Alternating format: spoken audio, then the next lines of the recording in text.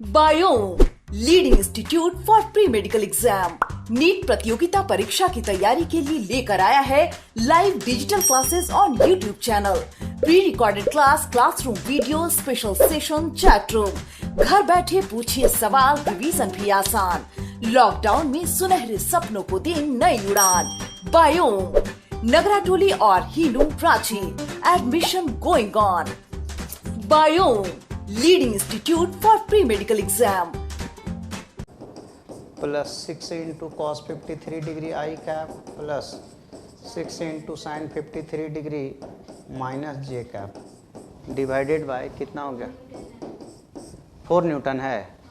चलिए ये 4 न्यूटन है। एंगल उंगल चेक करो तो ठीक है, ठीक है ना। इसको सॉल्व कर दीजिएगा तो आपको आंसर आ जाएगा।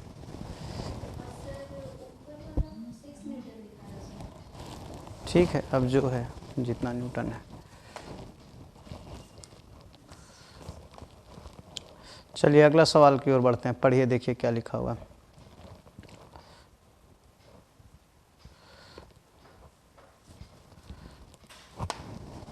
A block of mass m is placed on the top of a bigger block of mass 10m as shown in figure. All the surfaces are frictionless. The system is relieved from rest. Find the distance moved by the bigger block at the instant the smaller block reaches the ground. छोटुआ नीचे आ जाएगा तो बड़कू कहाँ जाएगा, ये सवाल पूछ रहा है। थोड़ा सा इसका फिगर ठीक से बनाइए, तो वहाँ जगह नहीं है, यहाँ बना देते हैं। ये ऐसे है। नियम क्या कहता है कि एक लेफ्ट जाता है तो दूसरा कहाँ जाता है, एक लेफ्ट जाता है दूसरा राइट जाता है। ये नीचे आने की कोशिश करेगा तो ये थोड़ा सा भाग जाएगा इधर ऐसे, तो ये आ गया नीचे। तो ये मान लीजिए कि x लेंथ इधर चला गया, ठीक है। तो ये टोटल कितना था 2.2 था ना, तो ये वैल्यू हो जाएगा 2.2 माइनस x बचेगा ऐसा।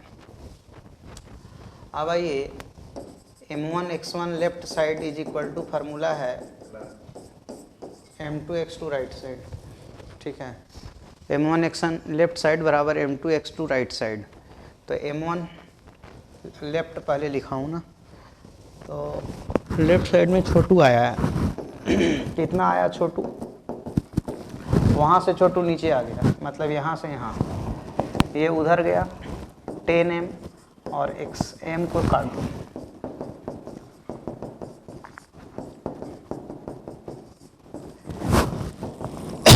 ग्यारह दूना 22, यही आंसर हो जाएगा। नीचे आंसर लिखा हुआ है।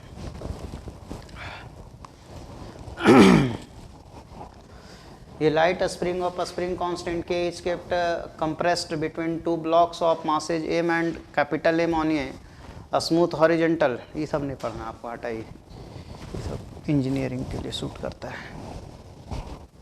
देखिए ये क्वेश्चन एच.सी. वर्मा का ही है।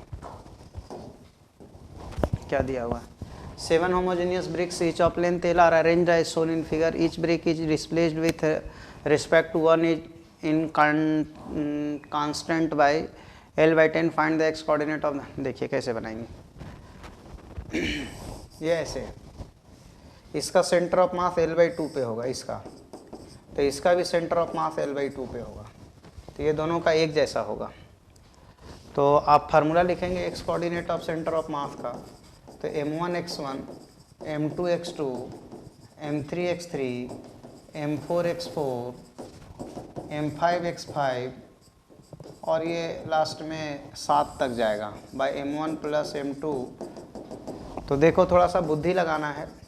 1 और 7 जो है ना वो सगा भाई है, केवल x कोऑर्डिनेट पूछा है, y कोऑर्डिनेट पूछा नहीं है।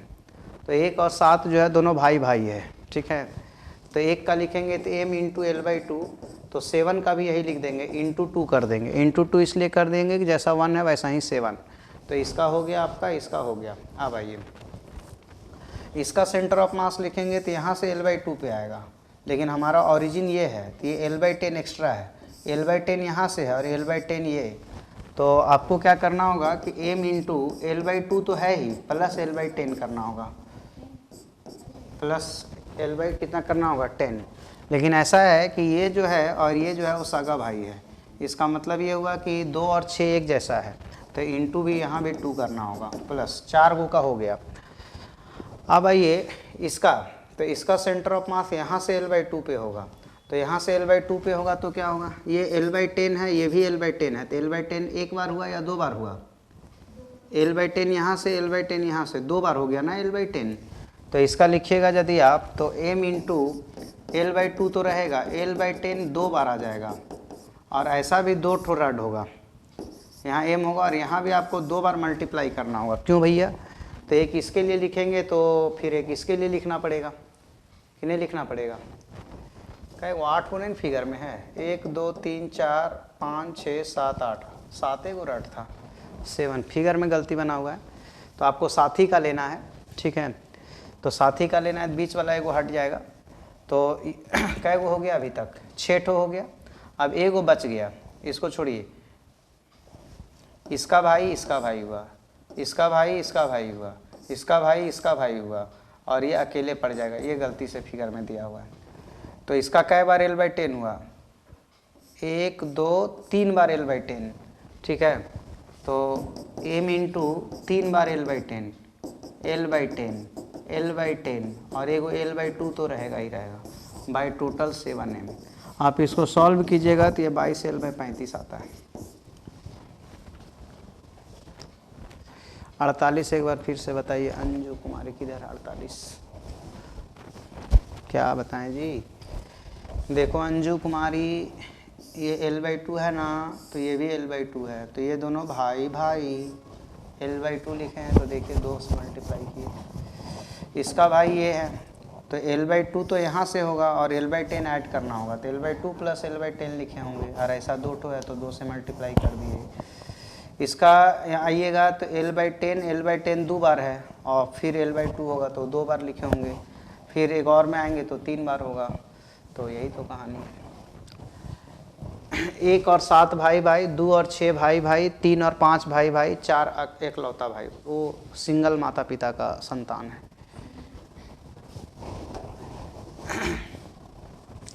2 block of 10 and 20 are placed on the x-axis. First mass is moved on the axis by a distance 2 cm. By what distance should the second mass be moved to give the position of center of mass? Unchanged, बहुत simple.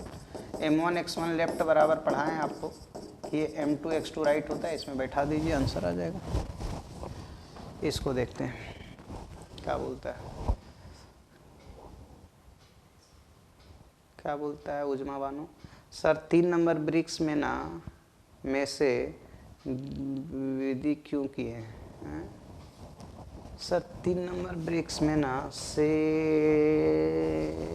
Divide क्यों किए sir, 3 number brick में ना से divide क्यों किए, divide हैं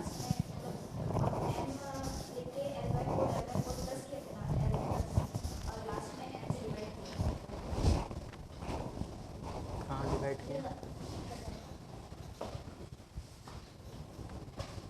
अच्छा ये वाला, ये नहीं है।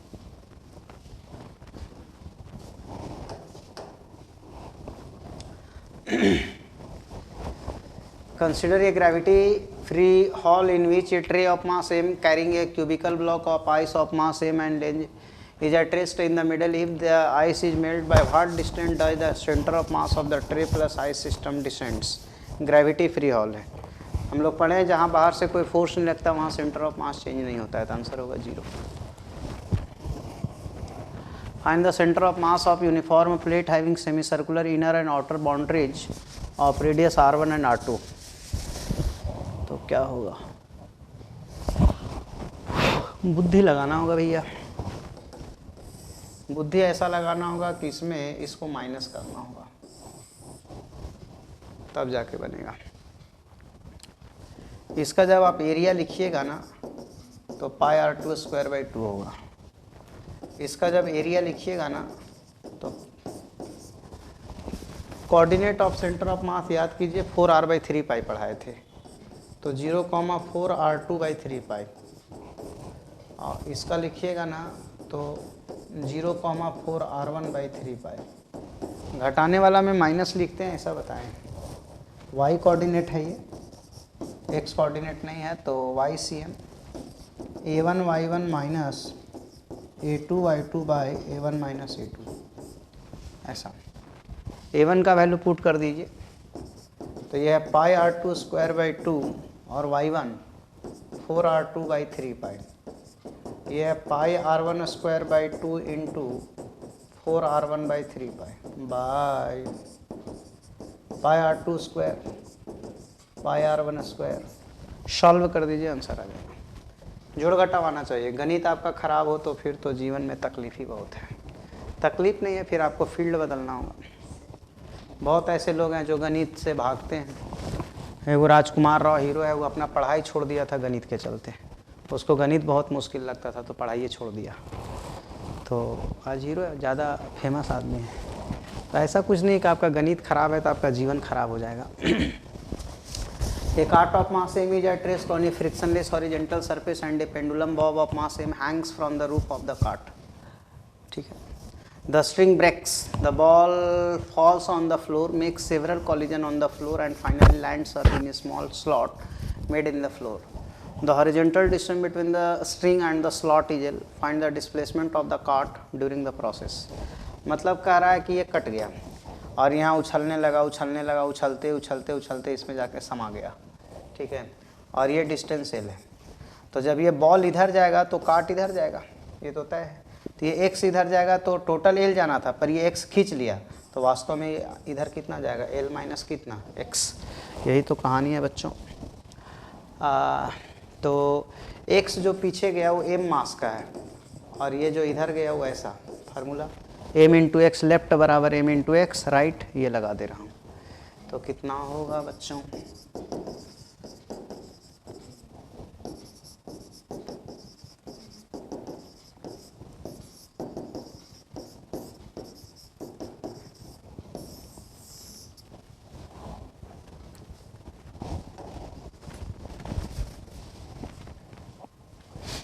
two blocks of mass m1 and m2 are connected by a spring of a spring constant k.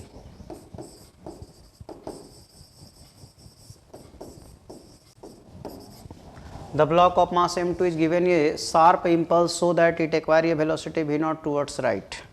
इसका मतलब कि m2 ये है और m1 ये है। इसको इम्पल्स दिया गया ताकि ये इधर जाने लगा। Find the velocity of center of mass, the maximum elongation that the spring will suffer. देखिए ये v0 वेलोसिटी से जा रहा है, तो वेलोसिटी ऑफ सेंटर ऑफ मास क्या पढ़ा है formula, m1 v1 m2 v2 by m1 का वेलोसिटी 0 है, ये v0 है बाय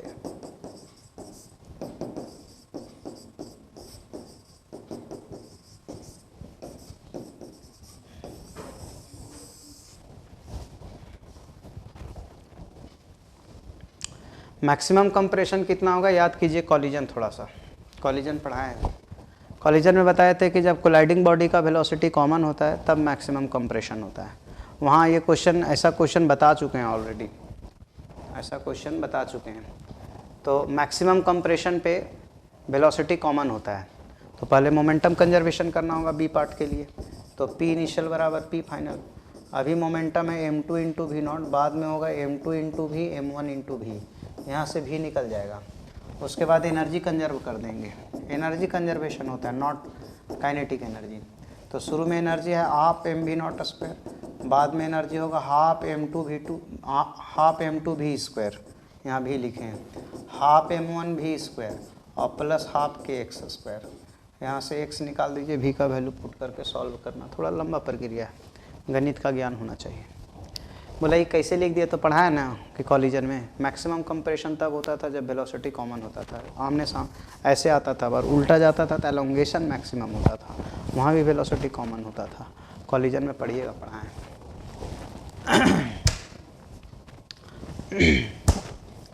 चलते हैं ये सवाल की ओर। Find the acceleration of centre of mass, इसका acceleration of centre of mass निकालना है पूरा अरेंजमेंट का। तो कैसे बनेगा भैया, पहले तो दोनों का एक्सेलरेशन निकालना होगा तब ना बनेगा। कैसे बनेगा हमको भी नहीं पता, पर बना देंगे। ये टी मानेंगे ना तो ये 2t होगा, टी मानेंगे तो ये क्या होगा 2t। पहले एक्सेलरेशन का रिलेशन लिखना पड़ेगा।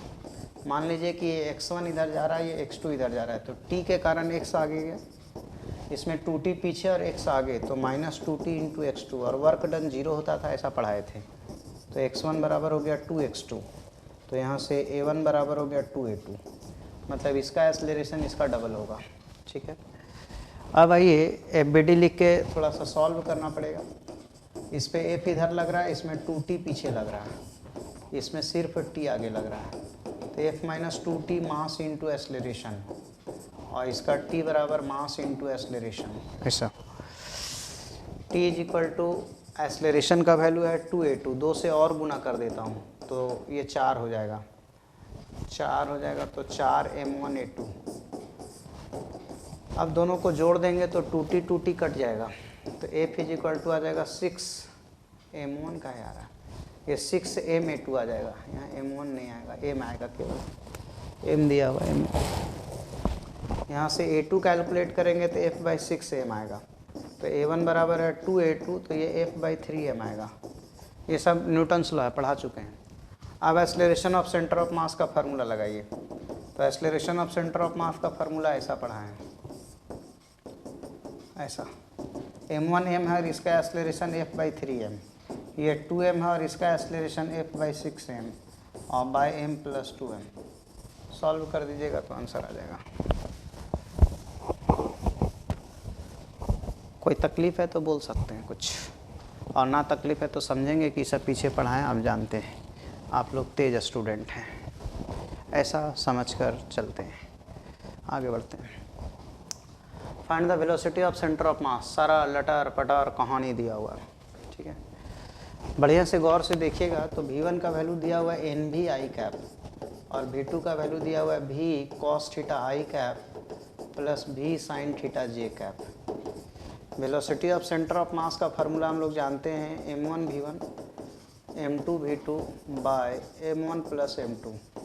वैल्यू सेट कर देते हैं vcm, m1 का वैल्यू m है और इसका वैल्यू है nv i कैप, इसका वैल्यू nm है और इसका वैल्यू है v cos theta i cap plus v sin theta j cap, divided bye दोनों का मास, एक का m है दूसरे का nm है। यहाँ से vcm निकालेंगे तो mn भी तो सब में कॉमन आ रहा है, तो mn भी कॉमन और नीचे m कॉमन 1 प्लस n, और mn भी कॉमन आ गया, तो यहाँ बचा i कैप, यहाँ mn भी कॉमन आ चुका है तो बचा cos थीटा i कैप, और यहाँ पे बचा sin थीटा j कैप, ऐसा।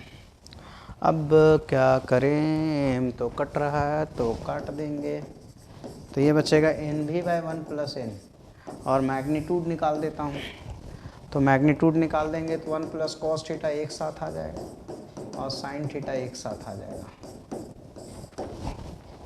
तो ये वैल्यू आ जाएगा nv/1 प्लस n, ये हो जाएगा 1 plus cos square theta plus 2 cos theta plus sine square theta. Sine square theta cos square theta 1 होता है, 1 इधर भी है, 1 प्लस 1 2 होता है, इतना गणित तो राजकुमार राव भी जानता है। तो 2 प्लस 2 कॉस थीटा, इसमें से 2 कॉमन आ जाएगा, इसलिए को फिल्म में उसका नाम न्यूटन था, लगता है ज़्यादा बकलोल था इसलिए नाम न्यूटन रख लिया था। 2 कॉस स्क्वायर थीटा बाई 2, 2 का 2 nv/1 plus n into cos theta by 2। अब सबका वैल्यू बैठा दीजिए, दिया हुआ है n 5 है और v का वैल्यू 9 4 है, 25, 4 और 1 5, थीटा है 74, 74/2 होता है 37, 37 होता है 4/5, क्या क्या से क्या हो गए, 16 दूना 32 हो गए,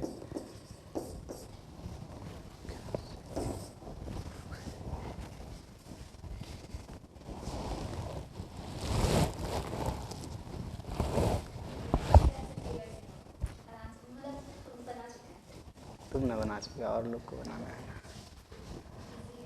देखो एक हंसता हुआ चेहरा है, आदमी को हंसना ही चाहिए। क्या बोलता है, look at the drawing given in the figure which has been drawn with ink of uniform line thickness. जो इंक यूज किया गया है वो सब जगह एक जैसा इंक चल रहा है। The mass of ink use to draw each of the 2 inner circle and each of the 2 line segment is m। यहाँ 2 लाइन सेगमेंट होता है, ऐसे और ऐसे, वो यहाँ दिख नहीं रहा है, ठीक है।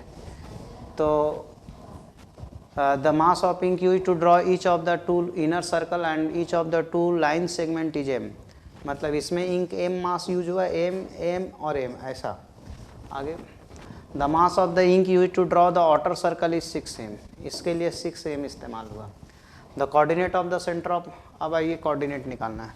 2 2 4 टोटल 5 गो है ना, तो 5 टू है तो y coordinate of centre of mass निकालना है इसमें। m1 y1, m2 y2, m3 y3, m4 y4, m5 y5 y, जहाँ तक जाएगा तो YCM। चलिए क्या क्या बोल रहा है।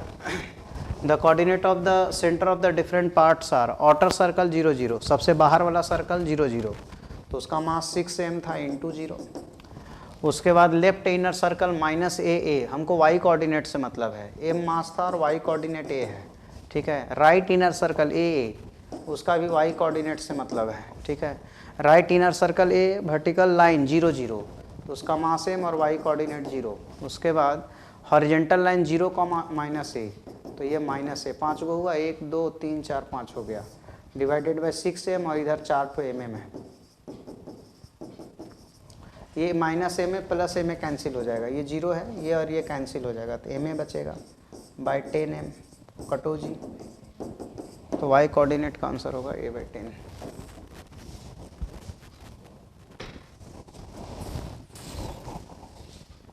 किन्हीं को तकलीफ होगा तो कुछ बोल सकते। Uzma Bano, Anju Kumari. Two spherical bodies of mass m and 5m and radii r and 2r respectively are relayed in free space with initial separation between their center equal to 12r। एगो ऐसे छोटू है, एगो बड़े मियाँ है, centre to centre separation 12r दिया है, m मास का है और 5m मास का है। If they attract each other due to gravitational force only, then distance covered by the smaller body just before। ये लोग एक दूसरे से मिलने का दिलचस्पी रखा, मिला और मिल के गले लग गया, ये लोग मिल के गले लग गया। तो कह रहा है ना कि then distance covered by the smaller body just before collision each, तो ये छोटुआ कितना डिस्टेंस गया ये बताना है। कैसे बनाएंगे? देखो एक तरफा प्यार नहीं है, ये दो तरफा प्यार है, दोनों एक दूसरे से मिल रहा ग्रेविटेशन के कारण, तो ग्रेविटेशन के कारण दोनों पे फोर्स जोड़ दें, एक पे प्लस एफ दूसरे पे माइनस एफ, तो ऐड कर देंगे तो क्या हो जाएगा 0। तो नेट एक्सटर्नल फोर्स का वैल्यू जो है वो 0 हो गया। जहाँ पे नेट एक्सटर्नल फोर्स का वैल्यू 0 होता है वहाँ पे सेंटर ऑफ मास डिस्प्लेस नहीं होता है, और वहाँ पे ये नियम लगाते हैं m इंटू एक्स लेफ्ट बराबर m इंटू एक्स राइट। तो यहाँ पे हम लोग लगाएंगे m into x left is equal to m into x right. Left कौन जा रहा है? लेफ्ट जा रहा है बड़कू, बड़े 5m कितना, और राइट कौन जा रहा है? छोटू, छोटू का डिस्प्लेसमेंट पूछा है तो x मान लेते हैं, तो ये हो जाएगा आपका 9r माइनस एक्स। बोलेगा कैसे सर? 12r टोटल डिस्टेंस है, अभी भी सेंटर टू सेंटर 3r बचा हुआ है, चूँकि ये रेडियस 2r है, ये r है, तो अभी भी कॉलिजन के टाइम में भी गैपिंग कितना बच गया? 3r। टोटल गैपिंग 12r था, उसमें से 3r बचा हुआ है, इसका मतलब 9r ट्रैवल किया, तो दोनों एक दूसरे से प्यार जताने के लिए 9r डिस्टेंस मूव किया। अब 9r में ये बोला हम x चलेंगे, तो इसका दोस्त कितना, ये चली x, तो इसका दोस्त कितना चला 9r माइनस कितना x, यही तो खेल है। तो एक का x लिए तो दूसरे का 9r माइनस एक्स, m को m से उड़ा देंगे, 9 × 5 = 45 पहाड़ा पढ़ देंगे।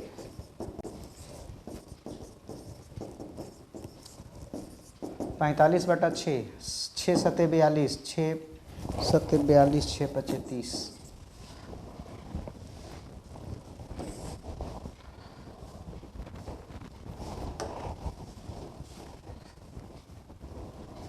ये rod of mass m and length L is made to stand at an angle 60 degree with vertical potential and audio। देखिए एक रॉड है ऐसे, ये वर्टिकल के साथ 60 डिग्री एंगल बना रहा है। आपको पता है सेंटर ऑफ मास यहाँ होगा, और सेंटर ऑफ मास का ये वर्टिकल हाइट कितना होगा ये मैटर करता है h।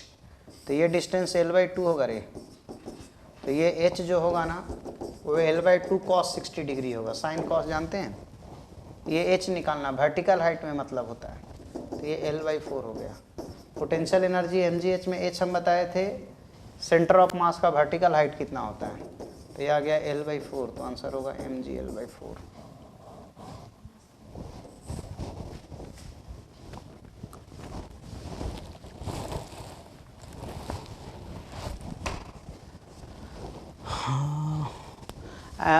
A T-shaped object with dimension shown in the figure is lying on a smooth floor. A force F is applied at the point P parallel to AB such that the object has only translational motion without rotation. Find the location of P with respect to C. देखिए, एक ऐसा point जहाँ पे force लगाने के बाद only translational motion होता है, हम पढ़ाए कि उसको सेंटर ऑफ मास बोलते हैं। ऐसा पॉइंट जहाँ पे बाहर का फोर्स लगाने पे केवल ट्रांसलेशनल मोशन होता है, उसको सेंटर ऑफ मास बोलते हैं। मतलब हमको सेंटर ऑफ मास पूछ रहा है, ऐसा डेफिनेशन में पढ़ाए थे। अब इस सी के रिस्पेक्ट में पी का दूरी पूछ रहा है, मतलब वाई कोऑर्डिनेट पूछ रहा है। ठीक है, तो निकाल दीजिए वाई कोऑर्डिनेट। तो ये एक्स एक्सिस मान लीजिए इसको, और इसको वाई एक्सिस मान लीजिए, और दोनों का कोऑर्डिनेट लिख दीजिए। ये टोटल लेंथ 2l है, तो आधा पे होगा तो 0,l होगा। कैसे? वाई एक्सिस पे एक्स कोऑर्डिनेट 0 होता है, टोटल लंबाई 2l है तो उसका आधा l होगा। इसका सेंटर ऑफ मास यहीं होगा, तो वाई एक्सिस पे एक्स कोऑर्डिनेट 0 होगा। और देखिए यहाँ पे, तो यहाँ का डिस्टेंस देखिए, यहाँ से 2l है, इसका लेंथ l है, इसका 2l है, तो इसका मास यदि आप 2m मानिएगा तो इसका मास m होगा। लेंथ आधा है तो मास भी आधा होगा। ठीक है, अब आइए हम लोग फार्मूला बैठा देंगे YCM। तो YCM होगा m1y1 m2y2 divided by m1 plus m2। तो m1 कितना है, m1 2m है और इसका y कोऑर्डिनेट l है, ये m है और इसका y कोऑर्डिनेट 2l है, बाय, तो ये हो गया 4ml/3m। तो इसका आंसर हो गया 4l/3।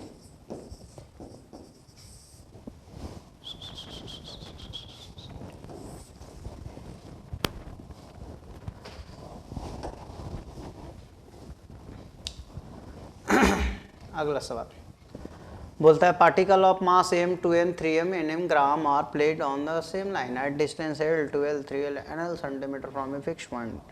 Distance of centre of mass of the particle from the fix point in centimetre. देखिए सवाल समझिए, क्या दिया ना बच्चों कि एक m मास है, फिर 2m मास है, फिर 3m मास है, 4m मास है, 5m मास है, ऐसा करके nm मास है। ये जो है से L पे है, ये 2L पे है, ये 3L पे है, ये 4L पे है, ये 5L पे है, ये NL पे है। तो x coordinate of centre of मास निकाल दीजिए, खेल खत्म हो जाएगा। तो XCM होगा बच्चों m1 x1 m2 x2 जहाँ तक जाएगा बाय जहाँ तक जाएगा। फार्मूला फटाफट बैठा दीजिए। m मास है L डिस्टेंस पे, 2m मास है 2L डिस्टेंस पे, 3m मास है 3l डिस्टेंस पे, nm मास है nl डिस्टेंस पे, बाय क्या करे बच्चा,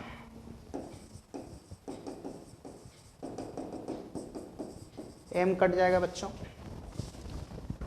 l कॉमन आ जाएगा बच्चों, 1 का स्क्वायर 2 का स्क्वायर 3 का स्क्वायर, बाय। अब सबका वैल्यू बैठा देंगे। ये होता है n प्लस 1 2n प्लस 1/6 और ये n प्लस 1/2 सुने होंगे आप लोग। 2 तिया 6 तो 2n प्लस 1 इंटू l/2 तिया 6।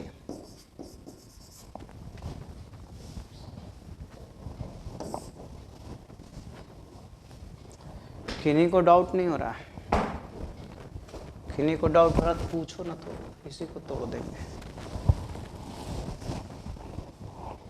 सवाल 61 जेई मेन में पूछा गया एक आसान सवाल। ये thin rod of length L lying along the axis with its end at x0 xl 0 से l के बीच में एक रॉड है। यहाँ पे x0 है जिसका लीनियर मास डेंसिटी का वेरिएशन दिया हुआ है, मान लीजिए लेमडा या रो जो भी मानना है ऐसा।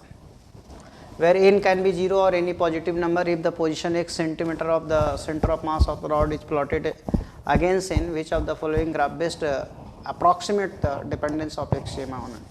देखिए एक बात आप समझिए थोड़ा सा जो आपको बता रहे थे, हम आपको बताए थे कि रड यदि यूनिफॉर्म होगा तो सेंटर ऑफ मास बीच में होता है, लेकिन एक बताए थे कि लेमडा बराबर के एक्स है, तो इसका निकाले थे तो 2l/3 पे आया था। यदि लेमडा के एक्स स्क्वायर लीजिएगा तो ये 3l/4 आता है।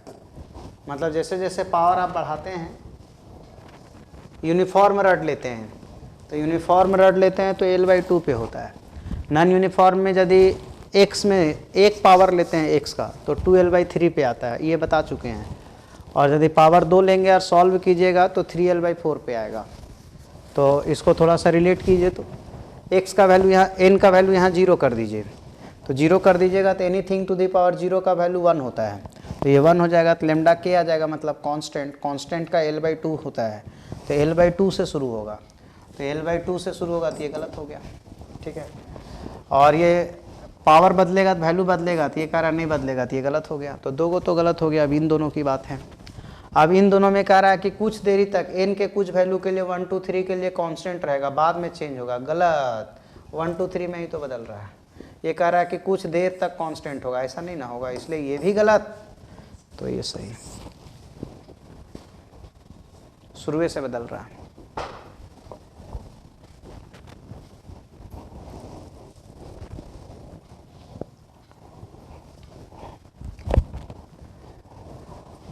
Find the acceleration of pulley particle system if the mass of the pulley is m, ignore gravity। so simple सवाल है। पहले f निकाल देंगे, टोटल कितना आ रहा है, वेक्टर से जोड़ दीजिए, -3fi cap fi cap f/2,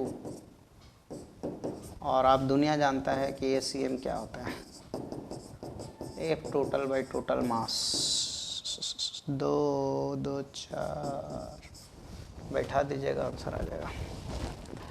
कोई कुछ बोलो ऐसा ना लगे कि तो लोग सुत गया, सो गया, मतलब सो जाएगा तो क्या पढ़ाएंगे। देखो भाई, ऑनलाइन में टीचर का बेइज्जती तो हो रहा है, पर इतना भी बेइज्जती ना करो, ठीक है। कुछ हाँ हूँ करो, समझ में आ रहा है नहीं आ रहा है। टीचर तो इतना फ्रस्ट्रेट हो गया, लगता है उसको क्या कहाँ पढ़ाएं, भुला गए, चलो खेती बाड़ी करते हैं, गाँव में ट्रैक्टर खरीद के खेती करते हैं। ऐसा टीचर फ्रस्ट्रेट हो गया है। पहले बच्चा फ्रस्ट्रेट करता था, अच्छा हुआ बदला हुआ। कभी कभी टीचर को भी लगना चाहिए कि टीचर भी फ्रस्ट्रेट हो सकता है, खाली बच्चा का दर्द को तो टीचर तभी ना समझेगा। काहे ऑफलाइन के लिए, ठीक है, पढ़ रहे हैं, रविंदर कुमार बोल रहा है पढ़ रहे हैं, ठीक है रविंदर कुमार। क्या बोलता है यार क्वेश्चन में, ये क्राफ्ट्समैन मतलब एक शिल्पकार, समझते हैं, क्राफ्ट्समैन मतलब शिल्पकार, शिल्पकार जो मूर्ति उर्ति बनाता है, मूर्तिकार भी आप बोल सकते हैं। ऐसे केवल मूर्ति बनाना नहीं होता है, शिल्पकार बहुत सारा चीज़ का निर्माण करता है। तो क्राफ्ट्समैन मतलब होता है वो, जैसे वो डॉल उल जो बनाता है ना, वो भी शिल्पकार कहलाता है, उसको मूर्तिकार कहेंगे थोड़ा ठीक नहीं रहेगा। तो क्राफ्ट्समैन अंग्रेजी शब्द है जिसका मीनिंग होता है शिल्पकार। एक क्राफ्ट्समैन मेक ए डॉल, एक डॉले बना रहा है, चलो भैया, by joining a solid sphere to a cone, एक सॉलिड स्फीयर और एक कोन को जोड़ के बना रहा है सोन, ठीक है। Later he painted various features like eyes nose etcetera on the object, मतलब कि ये बेस स्ट्रक्चर है, इसके ऊपर बहुत तरह तरह का चीज़ जोड़ देगा, ठीक है, एक अच्छा सा डॉल बनाएगा। अब क्या बोलता है, the axis of the cone coincides with the diameter of the ball, देख रहा होगा आपको, दिखता होगा। Mass of the uniform ball is 2m, इसका मास है 2m and that of the cone is 3m, ठीक है। Radius and height of the cone are r and 3r, इसका रेडियस r है और इसका हाइट दिया है 3r respectively. Find the position of centre of mass of the doll, इसका centre of mass निकालना है। कहता है कि centre of mass of solid cone is at height h/4, hollow cone का h/3 होता है, सॉलिड कोन होगा तो उसका सेंटर ऑफ मास का हाइट h/4 होता है। तो इसका हाइट h/4 पे है, h/4, h का वैल्यू जो है वो 3r दिया है, तो मतलब हुआ 3r कितना 4। अब फार्मूला बैठा दीजिए YCM का, तो ये होगा m1y1 m2y2 by m1 plus m2। m1 का वैल्यू बैठाइए 3m है, और इसका सेंटर ऑफ मास है 3r/4 पे। m2 का वैल्यू 2m है। इसका सेंटर ऑफ मास कहाँ होगा बच्चों? इसका सेंटर ऑफ मास यहाँ है बच्चा लोग। तो ये तो 3r पूरा हो गया और ये 2r है तो उसमें से ये r, तो ये 3r और r जानते हैं ये 4r होता है। बाय। अब आप इसको सॉल्व कर दीजिए, आंसर आ जाएगा जो भी आना होगा। अगला सवाल, two particle of masses m and 2m are projected vertically upward from a point with velocity u and 2u respectively.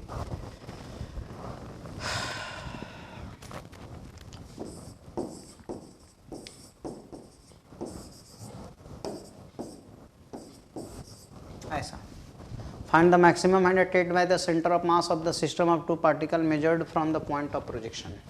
ठीक है, देखो बच्चों, इसका ACMG के बराबर पढ़ाए थे हम कि 2 या 3 या 4 ब्लॉक, कितना भी ब्लॉक को आप ऊपर फेंकेंगे ना तो सेंटर ऑफ मास का वैल्यू G के बराबर होता है, ऐसा पढ़ाए हैं, समझे? चलिए यहाँ तक तो आप जानते हैं। उसके बाद क्या करेंगे? उसके बाद ये करेंगे कि UCM निकाल लेंगे सेंटर ऑफ मास का। तो m1 u1 m2 u2 bye m1 plus m2। m1 का वैल्यू m है इंटू u, ये 2m है इंटू 2u बाय, तो ये हो गया 5mu/3m, तो ये हो गया 5u/3, 5u/3। ठीक है, अब आइए मैक्सिमम हाइट, ये पढ़ाए थे ना u²/2g, तो यही आंसर हो जाएगा। ये हो जाएगा UCM का स्क्वायर/2g, UCM हुआ 5u/3 का स्क्वायर/2g, 25 u स्क्वायर 9 दूना 18।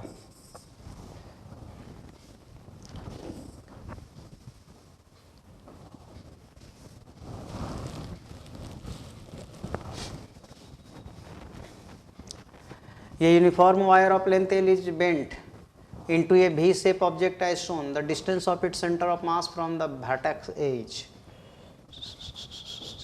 कैसे बनेगा? ऐसा अनुमान लगाया जा सकता है बच्चों। क्या अनुमान लगाया जा सकता है?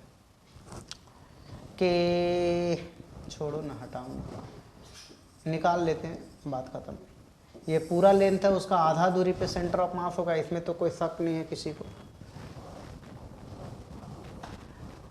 ये L/2 लेंथ था तो यहाँ से ये L/4 होगा, टोटल L है तो आधा L/2, तो इधर भी L/4 होगा और ये दोनों का मिला के सेंटर ऑफ मास यहाँ होगा।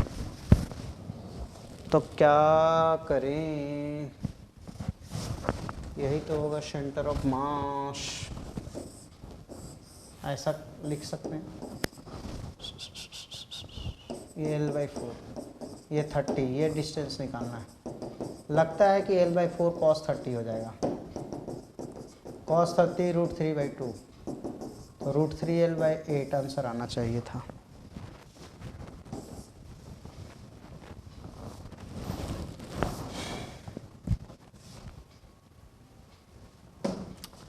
Find the x coordinate of centre of mass of the arrangement of the bricks shown in figure. 1 2 3 4 वो है।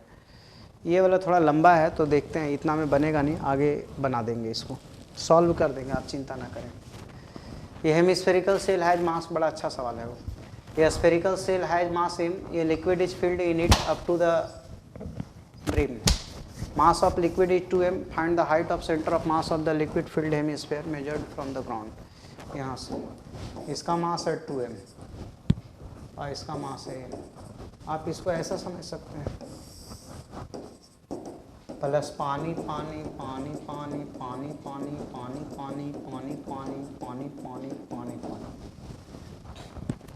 तो एक ठो आधा सेल है, एक ठो आधा स्फेयर है। ये है हेमी स्फेरिकल सेल, यह है हेमी स्फेयर। सेल का सेंटर ऑफ मास r/2 पे पढ़ाए हैं और इधर से ये 3r/8 पढ़ाए थे, इधर से 3r/8, तो इधर से कितना होगा r - 3r/8, तो ये 5r/8 हो जाएगा। अब YCM का फार्मूला लगा देंगे। तो क्या पढ़ाए हैं? ऐसा पढ़ाए बच्चों। m1 का मास m है r/2, उसका मास 2m है और ये 5r/8 बाय, आंसर आ जाएगा।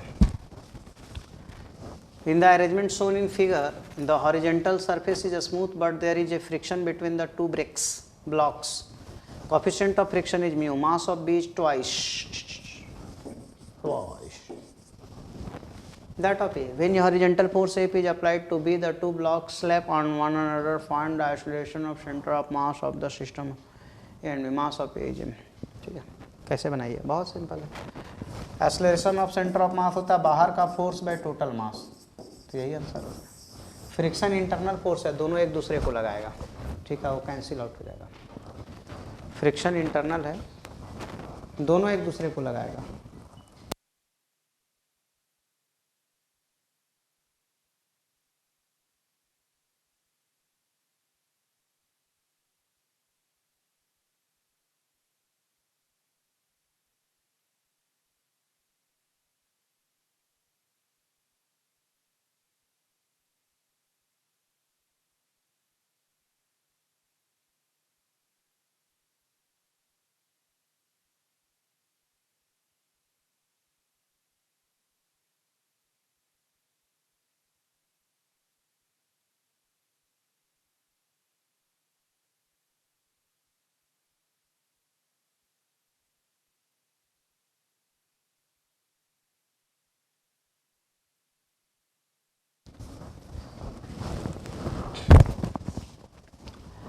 A wooden plank of mass 20 kg is resting on a smooth horizontal floor. A man of mass 60 kg starts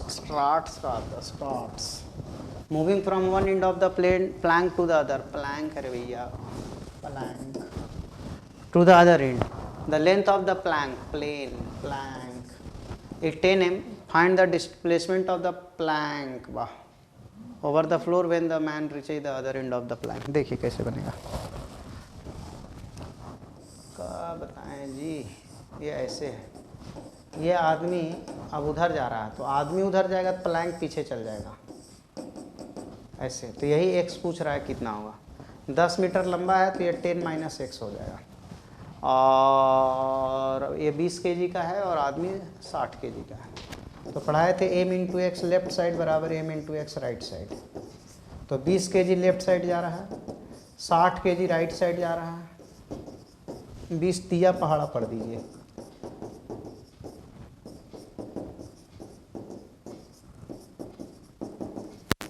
यहाँ से सॉल्व कीजिए तो ये 7.5 मीटर आएगा।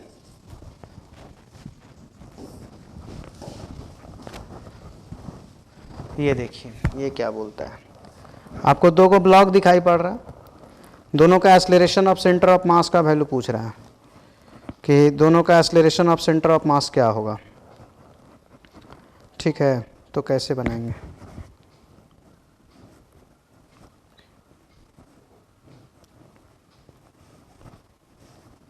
देखिए कोई भी ब्लॉक यदि इंक्लाइंड प्लेन पे हो तो इसका एक्सेलरेशन g sin थीटा होता है, तो दोनों तो एंगल बराबर है, तो a1 बराबर a2 बराबर हो गया g sin थीटा, तो थीटा 45 है तो g/√2। अब आइए ACM का फार्मूला होता है m1 a1 m2 a2 m3 a3 divided by m1 + m2 + m3 and so on. तो दोनों एक्सेलरेशन सेम है, तो मास भी सेम ही है शायद। ma1 बोलेगा दोनों बराबर काहे नहीं लिख दे रहे हैं सर? नहीं लिख सकते हैं ना, डायरेक्शन अलग अलग है, वेक्टर है, इसलिए आप अलग अलग नहीं लिख सकते हैं, तो /2।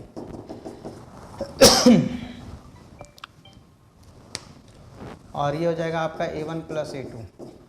दो वेक्टर बराबर होता है और 90 डिग्री पे, देखिए दोनों का एंगल 90 डिग्री है, एक वो इधर जा रहा है एक वो इधर जा रहा है।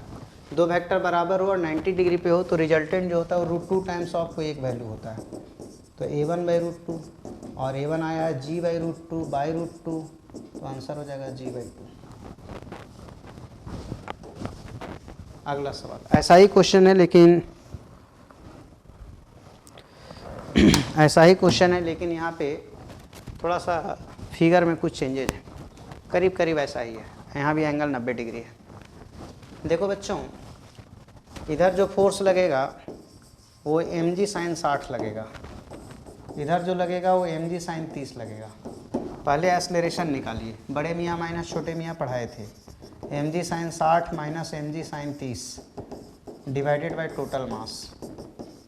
तो यहाँ से a कितना आएगा, m का तो g1 नीला ख़त्म कर देंगे हम, g कॉमन आएगा बाई 2, ये √3/2, ये 1/2, तो ये आ जाएगा g/4 और यहाँ आ जाएगा √3 - 1। अब गौर कीजिए, ये नीचे एक्सेलरेट करेगा तो ये ऊपर एक्सेलरेट करेगा। हमको ये एंगल चाहिए, ये एंगल, ये भी 90 ही होगा क्योंकि ये 90 डिग्री है। और फिर से ये दोनों वेक्टर सेम है, फिर से ये दोनों वेक्टर सेम है, दो वेक्टर सेम और एंगल 90 डिग्री, तो रिजल्टेंट होता है √2 टाइम्स ऑफ को एक वैल्यू। तो ACM का वैल्यू बैठा लेंगे पहले, m1a1 m2a2 bye m1 plus m2। तो बैठाइए value, m1 ma1 ma2 by m plus m, तो ये mm कट जाएगा 1/2, a1 प्लस a2 1/2, ये होगा √2a1, तो ये हो जाएगा a1 बाई √2, और a1 या a2 वही है, एक ही चीज़ है। तो g/4, यहाँ √2 रहेगा और ये 4 और ये √3 - 1। देखिए कोई आंसर होगा।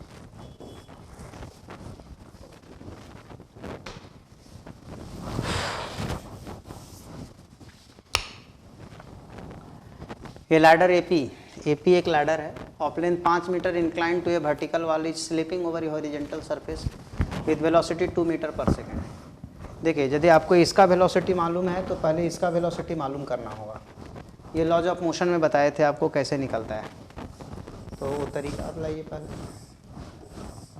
इधर वेलोसिटी दिया हुआ है 2 मीटर पर सेकेंड, इधर तोड़ दीजिए इसको, ये 3 है और ये कितना दिया हुआ है 5 मीटर लंबा, ये है, ये एंगल थीटा है। तो देखिए थोड़ा सा कि क्या कीजिएगा, कॉस थीटा का वैल्यू 3/5 और साइन थीटा का वैल्यू 4/5 हो जाएगा। ये थीटा है तो ये भी थीटा होगा, इधर हो जाएगा 2 cos थीटा, ये इधर आएगा, ऐसा आप कह सकते हैं P पॉइंट। तो ये एंगल 90 माइनस थीटा है, तो इधर हो जाएगा VP cos 90 माइनस थीटा, और ये हो जाएगा आपका VP साइन थीटा। आप लॉज ऑफ मोशन में पढ़ाए थे कि along the length of the rod velocity same होता है, along the length of the rod velocity same होता है, along the length of the rod velocity same होता है, नहीं तो रॉड टूट जाएगा। ठीक है, इसको कंस्ट्रेंट रिलेशन बोलते हैं। तो इसका ये मतलब हुआ कि 2 cos थीटा का वैल्यू जो है वो VP साइन थीटा के बराबर होगा। तो यहाँ से VP का वैल्यू जो है वो 2 cot थीटा के बराबर होगा। cot थीटा क्या होता है, cot थीटा होता है आपका B/H होता है, P/B तो साइन थीटा वो होता है। ये 3 है, ये 5 है, तो आप इसको अपने मन से क्या लिख सकते हैं कि ये 4 होगा, और cot थीटा का वैल्यू 3/4 होगा, तो ये 1.5 मीटर पर सेकेंड आ जाएगा। अब ये सेंटर ऑफ मास तो इसका बीच में होता है। देखिए, इसका x कोऑर्डिनेट का वेलोसिटी 2 दिया हुआ है, इसका y कोऑर्डिनेट का वेलोसिटी 1.5 दिया। सेंटर ऑफ मास बीच में होता है, x कोऑर्डिनेट उसका आधा होगा, y कोऑर्डिनेट भी आधा होगा। इसका मतलब कि सेंटर ऑफ दोनों एंड का जब आप सेंटर ऑफ मास का वेलोसिटी लिखिएगा तो m1v1 m2v2 by m1 plus m2 का बोल रहा है ये इतना। व्हेन ए इज एट इतना calculate the velocity of centre of mass at this moment. Centre of मास का एंड का जितना उसका x कोऑर्डिनेट भी आधा, y कोऑर्डिनेट भी आधा। नहीं समझ रहे हैं यदि, तो ये x है, ये y है, तो यहाँ का x कोऑर्डिनेट x/2 होगा, y कोऑर्डिनेट y/2 होगा। तो x वाला वेलोसिटी को आधा कर दीजिए, y वाला वेलोसिटी को आधा कर दीजिए, ठीक है, और उससे आंसर निकाल लीजिए। तो आप ऐसा लिख सकते हैं, ये लिखने की भी ज़रूरत नहीं है कि VCM x एक्सिस वाला जो होगा, VCM x एक्सिस वाला 1.5 का भी आधा होगा, मतलब कि ये 3/4 हो जाएगा। और VCM y एक्सिस का जो होगा वो जितना है उसका आधा हो जाएगा। y का वेलोसिटी कितना आया है, y का वेलोसिटी आया है, y ही 1.5 आया था, x तो 2 दिया हुआ था, कोई बात नहीं, उल्टा हो गया, ये y हो गया अब x। तो x का वैल्यू 2 था, उसका आधा तो 1। अब इसका टोटल VCM लिखिएगा, तो टोटल VCM लिखिएगा तो x का जितना आया उसका स्क्वायर, और वाई का जितना आएगा उसका स्क्वायर। ऐसा सॉल्व कीजिए तो इसको, एक आया है 1 का स्क्वायर, एक आया 3/4 का स्क्वायर। 16 9 25 यानी कि 5/2 आएगा ये, मतलब कि ये 2.5 मीटर पर सेकेंड होगा। 4 होगा ये।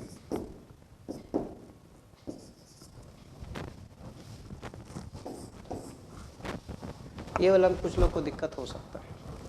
देखिए along the rod velocity same होता है। बोलेगा सर आप वीपी नीचे क्यों माने, इसको इधर खींचेंगे तो उम्मीद है ये नीचे गिरेगा, जिधर गिर रहा है उधर गिरने दीजिए, और along the rod velocity same मान लीजिए। वीपी इधर है तो इधर तोड़ देंगे तो जो भी आएगा VP sine theta. Along the rod velocity same होता है। क्यों, ये ज़्यादा होगा ये कम होगा तो रॉड तोड़ के आगे चल जाएगा, इधर भी ज़्यादा होगा इधर कम तो नीचे से तोड़ देगा, इधर से कंप्रेस हो जाएगा, और बराबर होगा तो ना टूटेगा ना कंप्रेस होगा कुछ। और सेंटर का कोऑर्डिनेट जो है सो एक्स में भी आधा होगा, वाई में भी आधा होगा, इसलिए वेलोसिटी भी आधा हो जाएगा। ठीक है,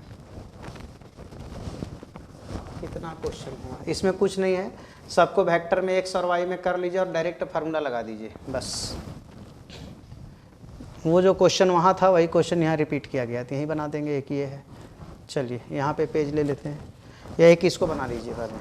क्या बोलता है, 2 worms, मतलब कोई कीड़ा उड़ा का नाम होगा, have equal mass, both of them climb on 2 separate walls, the walls have height equal to L and are very thin, one worm has a length 2L and the other of length L, what is the ratio of the potential energy with respect to base of the wall, यहाँ से लेना है, of the thin worm as compared to that of the third of the worm when which halfway over।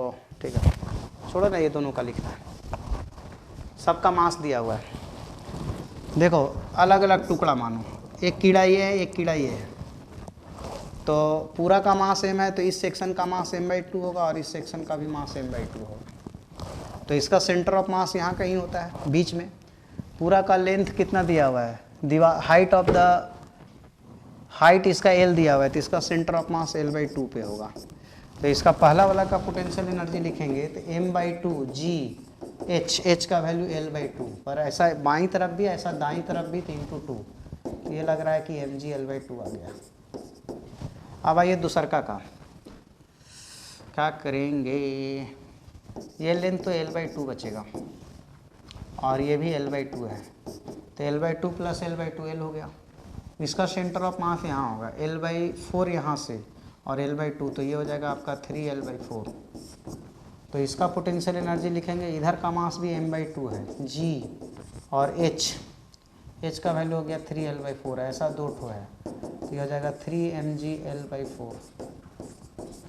अब क्या बोला था, ratio पूछा है, रेशियो निकाल देते हैं, रेशियो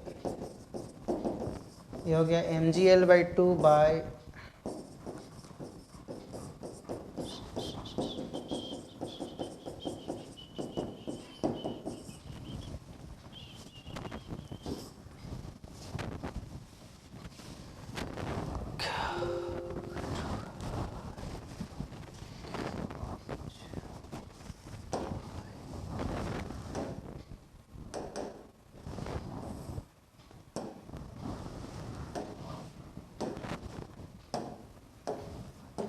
ये अंतिम सवाल है, यही सवाल पीछे भी था। 4 identical bricks are kept on horizontal table as shown in figure. Find the maximum overhanging length on the table. Total कितना हैंग करेगा ये बताना है। कैसे बनाते हैं जी, देखिए एक ब्रिक्स रखा होगा ना, एक ब्रिक की बात कर रहा हूँ, तो L/2 इधर L/2 इधर, एक ब्रिक्स के लिए ये कंडीशन है। 2 ब्रिक्स के लिए क्या कंडीशंस होगा, 2 ब्रिक्स के लिए, 2 ब्रिक्स में मान लीजिए कि ऐसे है और एक ब्रिक इसके ऊपर रखा हुआ है, तो ब्रिक्स के लिए कंडीशन ये है कि इसका ये पोर्शन L/2 इधर होना चाहिए, इधर क्या हो रहा है उससे कोई मतलब नहीं, इधर L/2 ज़्यादा नीचे चल जाएगा, ये L/2 होना चाहिए और इसको आप x मान लीजिए। अब ऐसा होना चाहिए कि दोनों का मिला के सेंटर ऑफ मास यहाँ होना चाहिए, दोनों का कंबाइंड सेंटर ऑफ मास यहाँ होना चाहिए। क्यों, यदि सेंटर ऑफ मास इधर चल जाएगा तो नीचे गिर जाएगा, इधर आ जाएगा तो फिर और भी उधर ले जा सकते थे, वो बात होगा। तो ये दोनों का कम्बिनेशन ऑफ सेंटर ऑफ मास यहाँ होना चाहिए, यानी कि 0 पे होना चाहिए। तो कैसे बनाएंगे जी, कैसे बनाएंगे जी, कैसे बनाएंगे, तो बना देते हैं, कोई टेंशन नहीं है। इसका यहाँ से L/2 पे है, हमको यहाँ से कोऑर्डिनेट लिखना है, ये y है, तो यहाँ से कितना दूरी पे है, यहाँ से कितना दूरी पे है, हमको इस साइड से कोऑर्डिनेट लिखना है। थोड़ा सा फिगर और सुधार देते हैं, ज़्यादा अच्छा रहेगा।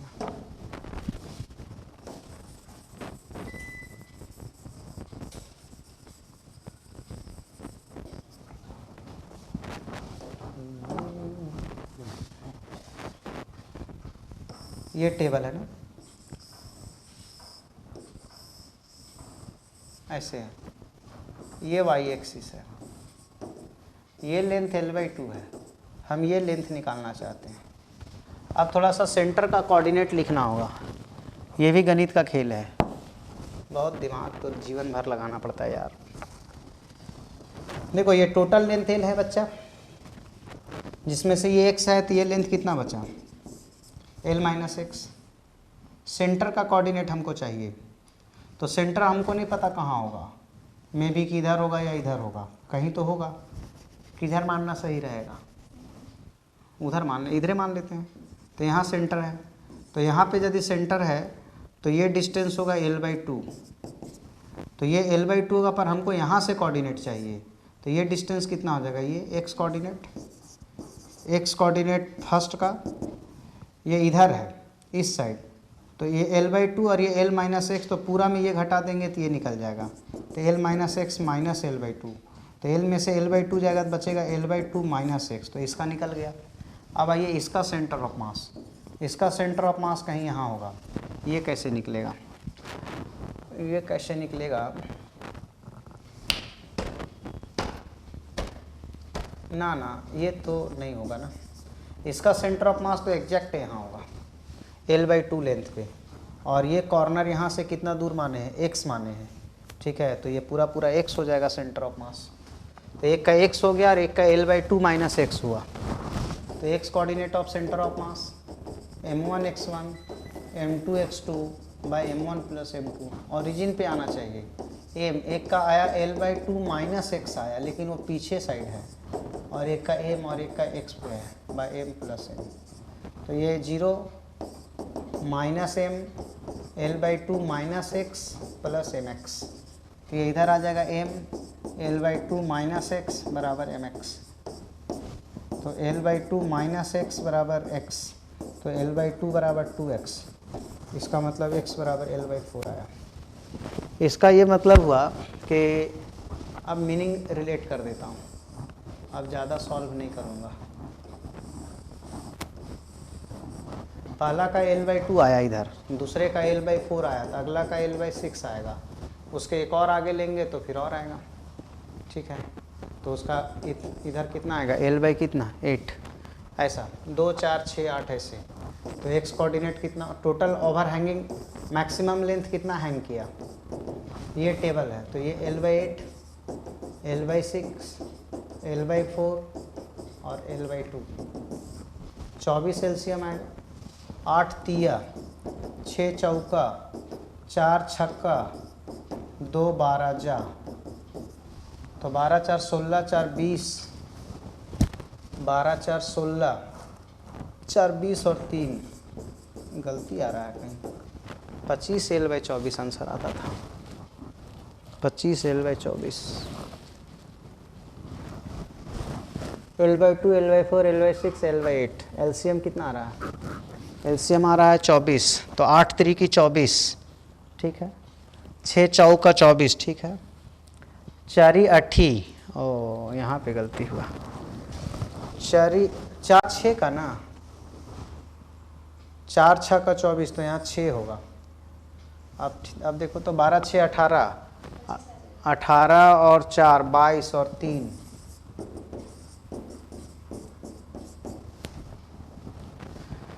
ठीक है। तो थैंक यू, सेंटर ऑफ मास ख़त्म हो गया। अगला दिन से हम लोग जो है वो रोटेशन नाम का चैप्टर स्टार्ट करेंगे। आज जो है सो हम लोग का सेंटर ऑफ मास खत्म हो गया।